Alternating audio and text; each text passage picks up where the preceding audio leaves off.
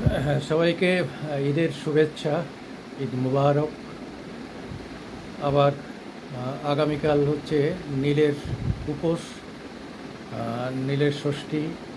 মায়েরা সন্তানের মঙ্গল কামনায় করে থাকেন।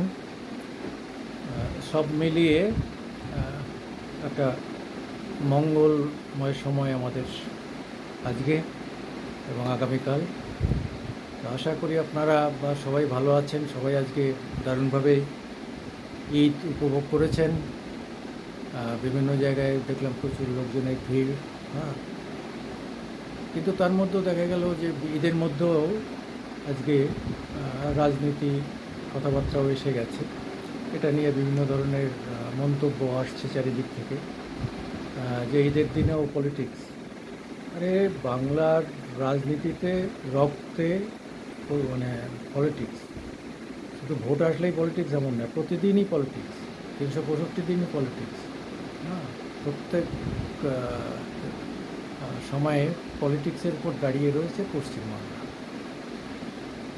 এটা পশ্চিমবাংলার ক্যারেক্টার, স্পেশাল ক্যারেক্টার। তাতে ভালো হয়েছে মন্দ হয়েছে এ নিয়ে অনেক মতবাদ আছে। কেউ বলছেন খুব খারাপ হয়েছে, এতে বাংলার উন্নয়ন হয়নি, বাংলা কখনো কেন্দ্রীয় সরকারের সঙ্গে সহযোগিতা করেনি। এমন একটা সরকার করেছে এখানে যে সবসময় কেন্দ্রের বিরুদ্ধে সরকার রয়ে গেছে, যার ফলে এই রাজ্যটা বঞ্চিত হয়েছে। আমারও মনে হয় যে যারা মানে শুধু কেন্দ্রের বিরোধিতা করে নিজেরাই বলে যে কেন্দ্র খারাপ, কেন্দ্র খারাপ, সাধারণ মানুষের মধ্যেও একটা কিন্তু অন্যরকম প্রশ্ন আসে যে তাহলে কেন্দ্র খারাপ হলে তাহলে আমার রাজ্যে একটা অন্য সরকার করে লাভটা কী? কেন্দ্রে তো বদল করতে পারছি না, কেন্দ্রের এবং রাজ্যের একই সরকার চাই। এই যে ডাবল ইঞ্জিন সরকার, এই নিয়ে অনেক মতবাদ আছেই। কিন্তু সবথেকে এবার নির্বাচনের অন্য প্রেক্ষিত রয়েছে। সেটা হচ্ছে মানে মমতা তো এখানে 3 বছর তৃতীয়বার হ্যাটট্রিক করেছেন। এবার নরেন্দ্র মোদীর হ্যাটট্রিক করার কথা। এবং যেভাবে অযোধ্যা মন্দির হয়ে যাওয়ার পরে সারা ভারতবর্ষ জুড়ে একটা ধর্মীয় বাতাবরণ তৈরি হয়েছে, একটা হাওয়া তৈরি হয়েছে, তাতে বিভাজনটা স্পষ্ট থেকে স্পষ্টতর হয়েছে। হ্যাঁ, হিন্দু মুসলিম ভোটের একটা দারুণ বিভাজন হয়েছে।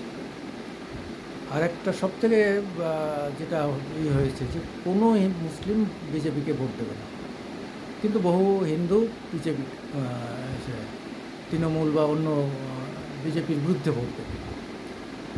এই একটা জায়গা রয়েছে, যার জন্যে বিরোধী দলগুলো সেই মুসলিম ভোট এবং কিছু হিন্দু ভোট নিয়ে তারা চেষ্টা করছে যে 50% ভোট গ্যাদার করতে।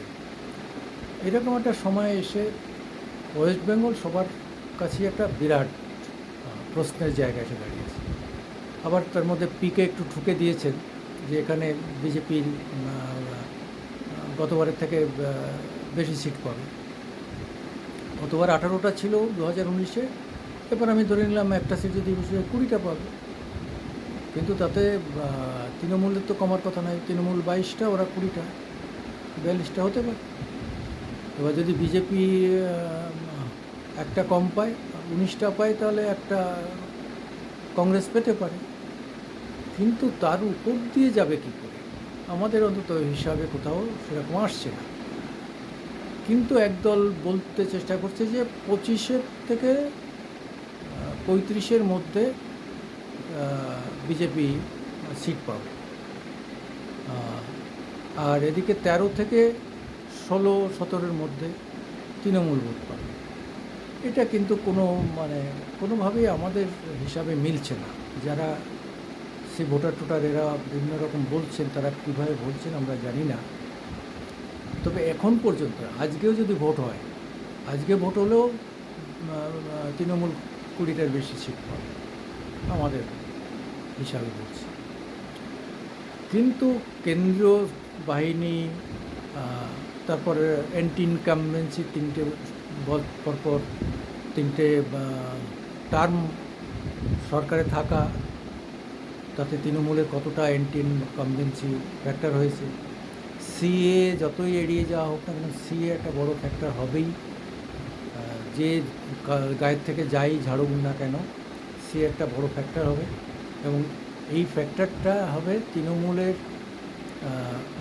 বিভিন্ন বর্ডার এলাকায় প্রায় 400-450 কিলোমিটার যে বিরাট বর্ডার বাংলাদেশের সঙ্গে, সেই বর্ডার এলাকাতে এবার একটা বড় রকম ধরনের সমস্যা হবে সি এর জন্য।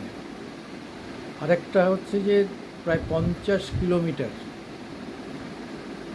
কিলোমিটার বিজেপি সীমান্ত থেকে, বাংলাদেশ সীমান্ত থেকে ভারতের ভিতরে জায়গা নিয়ে নিয়েছে।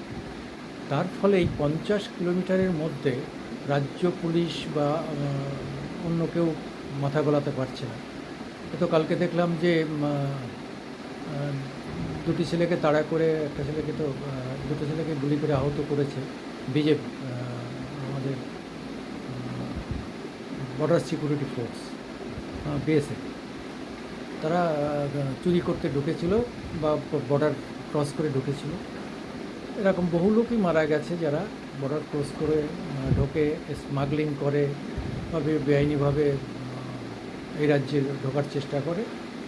এটা নিয়ে বাংলাদেশেরও বহু অভিযোগ আছে যে তাদের লোককে গুলি করে মারা হয়, কিন্তু প্রকৃতপক্ষে তো কেউ তো আর ওপারে গিয়ে মারে না, এপারে আসলেই মারছে। কিন্তু সেটাও ঠিক না, গুলি করে মেরে দেওয়া হবে কেন, আহত করা হোক, জেলে বন্দি করা হোক, ইত্যাদি ইত্যাদি, আইনের জায়গায়। কিন্তু মেরে দেওয়াটা এখন বর্ডার সিকিউরিটি ফোর্সের কাছে মানে দেশ রক্ষার দায়িত্ব রয়েছে, সীমান্ত রক্ষার দায়িত্ব, কাজে তারাও অনেকটা বেশি বাড়াবাড়ি করে ফেলছে, কিন্তু তা নিয়ে আইনত কিছু করা যায় না।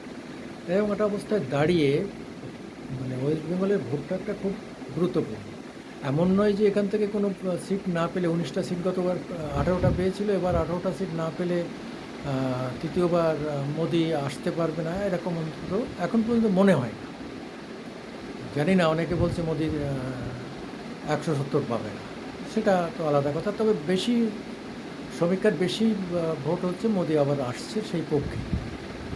আবার 42টা সিটেও যদি তৃণমূল পায়, তাতেও তৃণমূলের যে আহামরি বিরাট কিছু হবে তা নয়। কারণ হচ্ছে তারা তো কেন্দ্রে সরকারে যোগ দেবে না। সরকারে যোগ দিলে তারা হয়তো 42টা সিট জিতলে তারা 5-7টা মন্ত্রিত্ব পেত, তা তো পাবে না। তাহলে মানে বিরাট ইতর বিশেষ কিছু হবে না এখানে। ফলে অহেতুক ঝুট ঝামেলা, প্রাণহানির আশঙ্কা করে লাভ নেই। শান্তিপূর্ণ ভোটই হোক। কেন, পশ্চিমবাংলার 42টা সিট দিয়ে বিরাট কিছু কারোর কোনো দলের হবে না। মাঝখান থেকে যেন একটা জীবনও না যায়, এইটা আমাদের সবারই প্রার্থনা। কারণ হচ্ছে যে এখানে ভোটে সন্ত্রাস হয়, এই যে অপবাদ, এই অপবাদটা আমরা আর চাই না। আমরা এই অপবাদ থেকে মুক্ত হতে চাই। এটাই হচ্ছে আমাদের অনুরোধ। আপনি সুকুমার দেবনাথ, আগেও অনেকবার আপনাদের সামনে এসেছি, আপনারা দয়া করে শান্তিপূর্ণভাবে ভোট দিন। যাকে ইচ্ছা তাকে ভোট দিন, কিন্তু শান্তিপূর্ণভাবে দিন। কারোর উপর কোনোরূপ অত্যাচার, অনাচার, বাড়িছাড়া করা, এই ধরনের ঘটনা যাতে না ঘটে।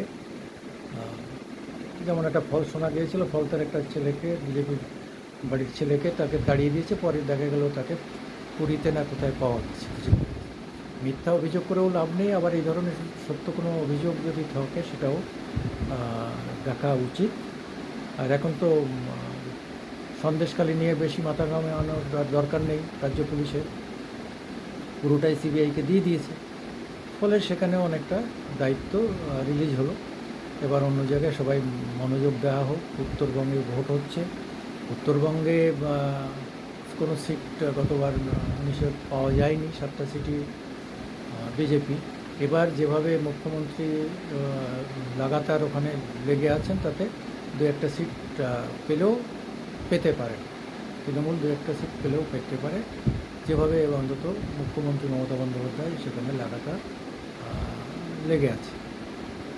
অন্যদিকে আরেকটা ইন্টারেস্টিং জায়গা হচ্ছে, সেটা হচ্ছে দিলীপ ঘোষ। দিলীপ ঘোষের